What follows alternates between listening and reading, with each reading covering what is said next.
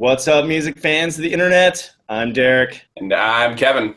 And together we're last week's album. We're bringing you the only reviews with two different views. And this week we're talking about Hypercaffium Spazzinate by Descendents. And we're asking the big question, is Descendents Hypercaffium Spazzinate a punk rock pick-me-up? Cheers, Kevin, and everyone at home. Cheers, Derek, and everyone at home. The Descendents are a Southern California punk rock band that originally formed in 1977. They were joined by lead singer Milo in 1980. Their history has been marked with a number of hiatuses, including a foray under the name All, while Milo attended college. That was kind of the other members. This is their 7th studio album, and their first since 2004's Cool to Be You. And so without further ado, let's talk about what it sounds like. Kevin, what'd you think? Sure. I think this album sounds like punk rockers hyped up on caffeine, riffing on life, love, and self-awareness. On Hypercaffium Spazzinate, the Descendents sound like Bad Religion's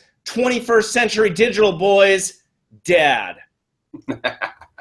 Nice. All right, so let's talk about some highlights. Kevin, what'd you think? I think the first thing that surprised me in a really good way about this album was the array of topics that they sing about. Now, I'm not super into Descendants. I'll be the first to admit, nothing against them, just haven't had the time to dive in. But I think the first thing that surprised me was the lyrical content. They talk about a lot more topics than I think your average sort of punk rock band. They've got songs about chemicals like testosterone and Feel This and Limiter, yes, thank you. And then, it just it gave me something to latch on to that really set these guys apart in terms of what they're singing about and their messages in their songs. One thing that really struck me was just even in the shorter songs, they were sending incredibly strong messages. From the track Human Being, opening lines are, "I can't change the fact that there's enough nukes in this place to kill the world 1 million times over.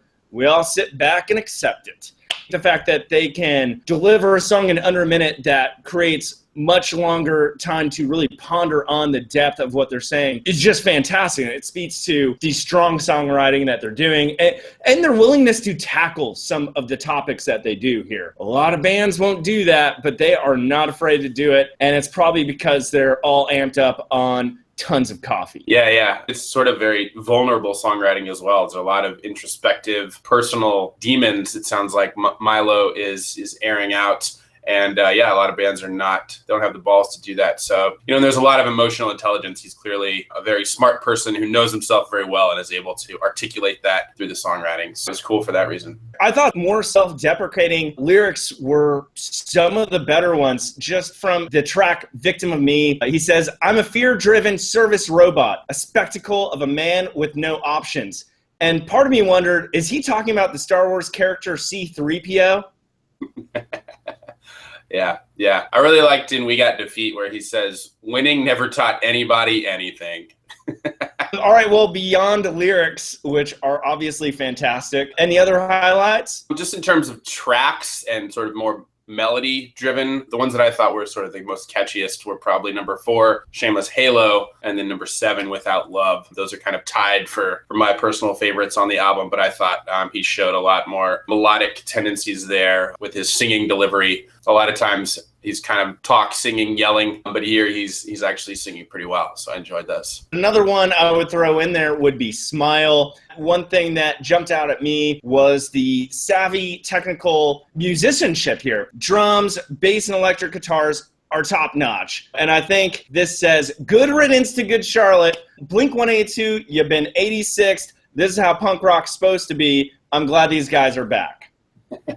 Yeah, you can tell there's a lot of technical chops that these guys have, whether they turn on a dime on a rhythm or just really insert some parts that you weren't expecting. It's really well done. Any lowlights? My main issue with the album is the really short song lengths, which I feel like is pretty typical in punk rock music. It's not out of the ordinary. I just wish there were a little bit more meat within songs. I think 2 or 3 of them cross the 3-minute mark. Some of them are short as like 30 seconds or under a minute. And I just, I would just get into a song and then it was over. I think that's a valid complaint. But at the same time, I think even in those short songs, I think they do pack in a lot of lyrical content on a lot of them. And even further, I think this album is one that you take as a whole. It's not You're not like, oh, let me dial up this one track from the Descendents.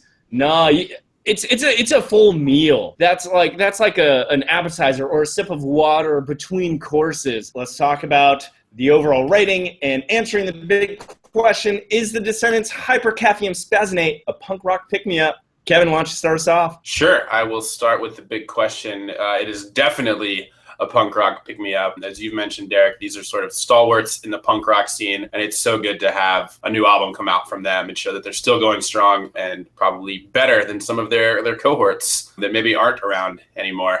So, yeah, I think there's a lot of technical chops here that make it a standout record and a lot of good lyrical content. Again, my only real complaint is I want a little bit longer songs, but it is a long album as a whole, so that helps. I had a lot of fun with this one. I am going to give it a 3 out of 5. I think we're going to agree for the most part here. To answer the big question, Descendents Hypercaffium Spazzinate is like a double shot of espresso punk rock pick-me-up, and it won't give you the afternoon crash. This album will also force folks maybe in the middle-aged demographic to weigh the aerobic and or anaerobic merits of moshing, so I think that's always a good thing. But do it safely. Come on, folks. We're all friends out here. Good things. I'm just ecstatic to hear more Descendents. And it's great to see that they aren't resting on their laurels. They're really tackling interesting lyrical themes, be it how many nuclear weapons we have in the world, and at times, cell phone reception. In full circle, we got bad reception down there, like we were from or on Mars, but everything became so clear once I got all 4 bars. And I like to think that everything became so clear once again, just like the first time I heard the Descendents. So that being said, I'm giving the Descendents Hypercaffium Spazzinate a 4 out of 5. So with Kevin's 3, that's a combined 7 out of 10. So go check out Hypercaffium Spazzinate, and don't forget to tell us what you thought. And thanks again for joining us here at last week's album. Don't forget to subscribe here at the YouTube or the podcast. And join us again next time. As always, I'm Derek. And I'm Kevin. Cheers, guys.